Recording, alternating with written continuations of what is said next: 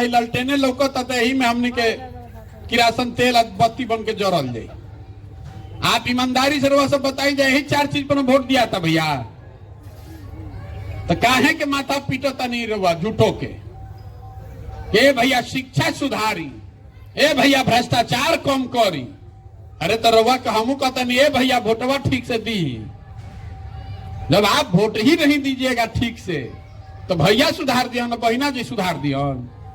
आदमी कहता कि प्रशांत किशोर बान बड़ा होशियार बान, ही सुधार सकेलन। हम रवा के कहता नहीं, जे आवेला ये कहेला कि हमरा के वोट दे दो, हम अब की हाली आई ना तो सुधार दे। तो हम रवा कह रहा बानी, अगर हमरा के रवा वोट दियो दे तो हमारा एगो प्रशांत किशोर छोड़ी 10 गो प्रशांत किशोर आदि हम तो कोई सुधरे वाला नहीं थे। जब आप सुधरने के लिए तैयारे नहीं हैं तो प्रशांत किशोर सुधार दिया।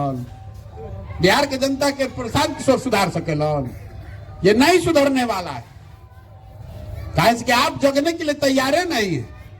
हम चलत नहीं रास्ता में तो आदमी कहता जे भैया रवा संगे तन मन धन से बानी, तो हम हाथ जोड़ी लग पहले कि हमारा संगे मत होकी रे भाई। जो समाज अपने बच्चों के साथ नहीं है, जब आप अपने बच्चे के साथ नहीं खड़ा है, जात के आगे धर्म के आगे, आपका लड़का पढ़ लिख के बेरोजगार बैठा है, आपको उसका कष्ट नहीं दिख रहा है। आपका लड़का आधा पेट खा के सो रहा है, आपको उसको नहीं दिख रहा है। राव लड़कन के शरीर पर कपड़ा नहीं खेलवा, वो नहीं खेल लौकत, जात लौकता, भारत पाकिस्तान लौकता। तो जो समाज, जिस समाज में लोग अपने बच्चों के साथ नहीं खड़ा है, आप हमारे साथ खड़ा होइएगा। हमको इतना पूर्वक समझते हैं आप हमारे साथ नहीं खड़ा होने वाले। इसीलिए सबको हाथ जोड़ रहे हैं कि पहले संकल्प लीजिए कि आप अपने और अपने बच्चों के लिए खड़ा होइएगा। हम दल काहे नहीं बनावत, सबे ये सोचता रवा दल बनाई भैया, अभिमन्यु जैसन चक्रव्यूह में रवा घुस जाई, हमने तो बहरी बढ़ले बनी थप्पड़ी बजावे खातिर। अजय वोटवा हुए उस दिन अपना जात पर दे दिया जाए, वोट भारत पाकिस्तान पर दे दिया जाए, फिर कहल जी दिखाई लड़ना बड़ा होशियार बन के हो गए ना, औकात दिख गई ना। अरे हमारा क्या औकात दिखाइएगा। हमारा बच्चा तो देश का सबसे अच्छा स्कूल में पढ़ता है, हम तो देश के सबसे बढ़िया जगह में रहते हैं, हमको क्या औकात दिखाइएगा। बहुत आदमी कहता कि देखो पगलाई मान चलता 50 आदमी के संगे कुछो ना हो इनका से बिहार में, जैसे बुझाता कि हमारे पर एहसान करता हूं। अरे नहीं होगा तो चिंता कीजिए कि आपके बच्चों का, आपके आने वाले पीढ़ी की क्या दुर्दशा होगी। आपको उसका दर्द नहीं है, दुख नहीं है, अपना के बहुत वीर बुझता नहीं। तो तमिलनाडु में राउर लेकर ना पिटाई तो हमारे लेकर पिटाई। जब काहे तो बाप बाप करता है, क्यों बाप बाप कर रहे हैं।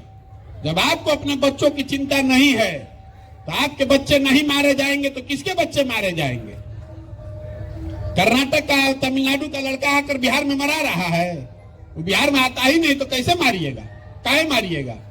आपके हमारे बच्चे जाकर मजदूरी कर रहे हैं 14,000 15,000 रुपया के लिए, हमने के आंखें नहीं के खुलत तो सुधरी कैसे। देखिए बहुत आदमी बैठल मान जे हमने के मोदी जी के वोट देले बानी जा, हम ही 14 में मोदी जी के प्रचार करत रही, 12 में 13 में 2012-13 में आधा से ज्यादा आदमी बिहार में मोदी जी के नाम ना सुन ले रहे। अब आदमी इतना होशियार हम बन गए बाड़न कि हमरे के समझावत तारा बुझाता मोदी जी से देश के विकास होई, बन गलन भक्त, नया भक्त। मोदी जी के देखले ना हो कभी टीवी छोड़ के कहीं दूसरा जगह, लेकिन उनका बुझाता कि मोदी जी देश के सुधरियन। चलो भाई मान लेनी मोदी जी सुधरियन देश के मुंह जोर से लड़े जाओ। तो हम रोज कहिला जितना आदमी भाजपा के भक्त बान कि मोदी जी देखी 9 बरिस से बान प्रधान